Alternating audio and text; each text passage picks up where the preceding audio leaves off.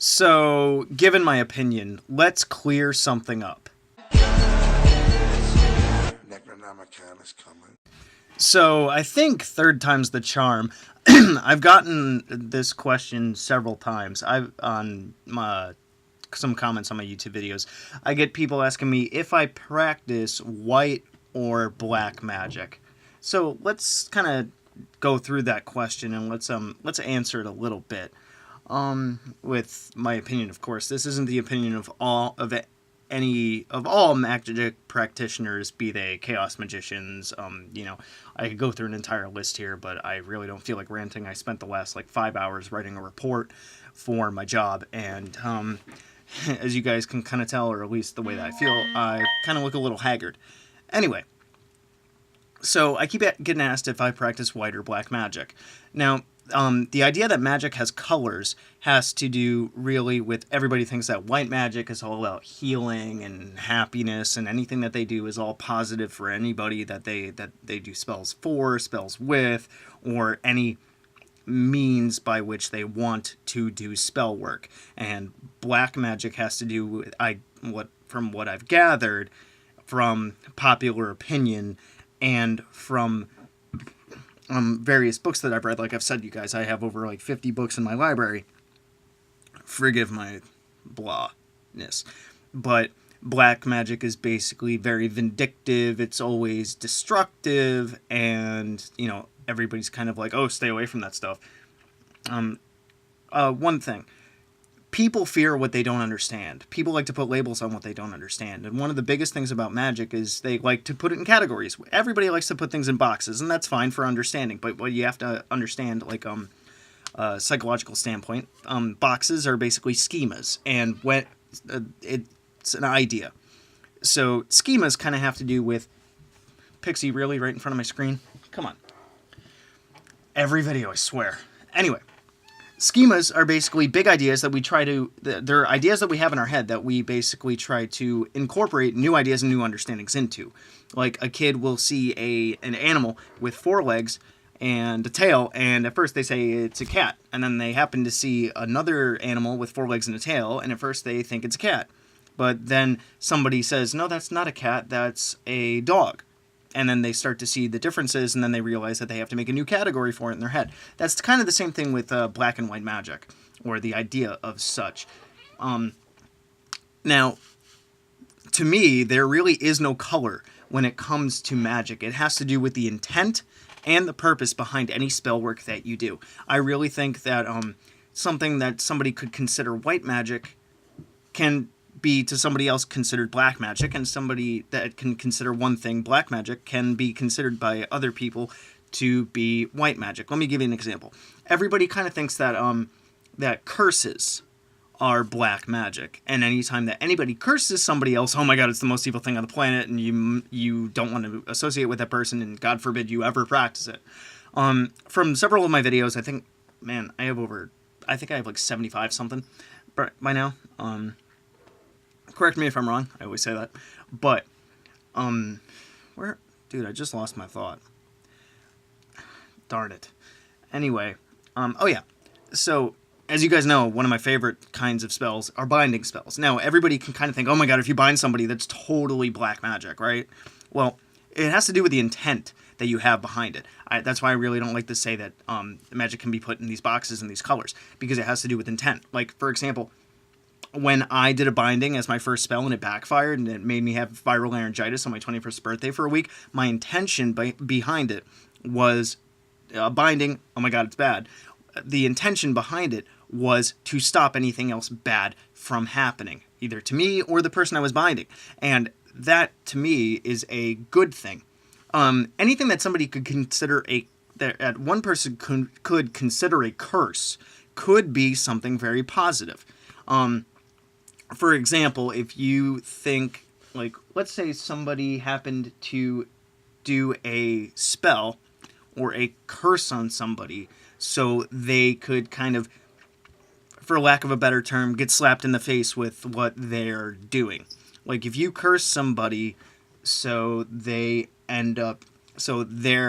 angry, vindictive behaviors kind of blow up in their face, sure, somebody might say that you're doing something mean to them, but in a way, you are kind of helping to reveal to them the fact that what they are doing is bad. So you might have been doing a bad thing, but it has a good outcome.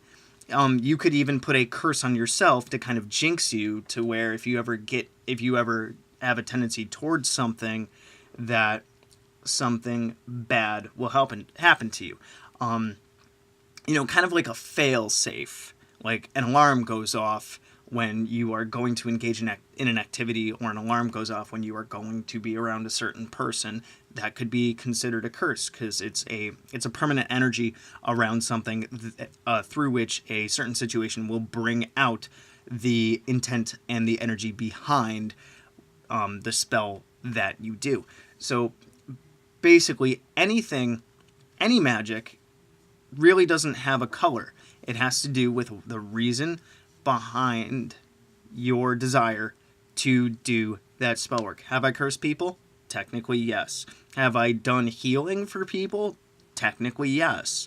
Have all of my curses, for example, been in vindictive means? No. Have they been fun when they're vindictive? I do have to admit, yes, because you kind of get a rise out of it.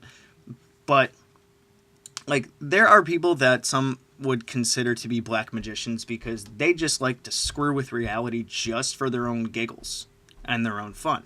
And to me, I'm not really a big fan of that. You got to have a justified reason behind it, which is why if you want to put me in a box, I suppose you could say I practice white magic, because nowadays I don't do anything negative towards anybody, because I always hold the most positive intent and energy around everything that I do, which basically shields me from having anything negative happen to me. And if something was to come my way and I would realize that somebody had kind of wished that to happen to me, then I would kind of send the energy right back to them, or kind of return it in kind.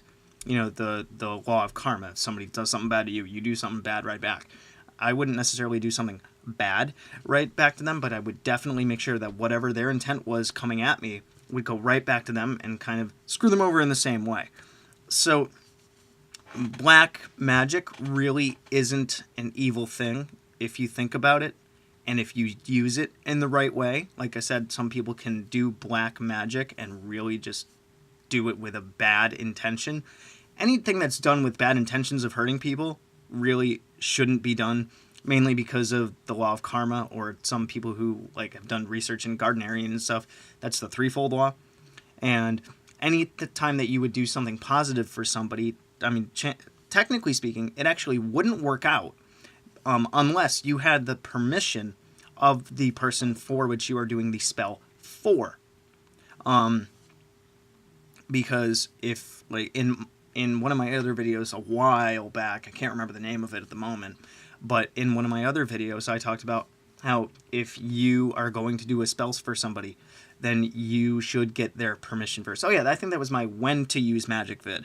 And because chances are, if you do a spell for somebody to help them out, and they don't know that energy's coming, or they don't know that they have the energetic support of you, then from a psychological perspective, they kind of feel like they're on their own. And from a magical perspective, they would not accept the energy or the vibes that are coming at them, and it's like a wave, and then they wouldn't kind of jump on the bandwagon and ride that wave towards their success.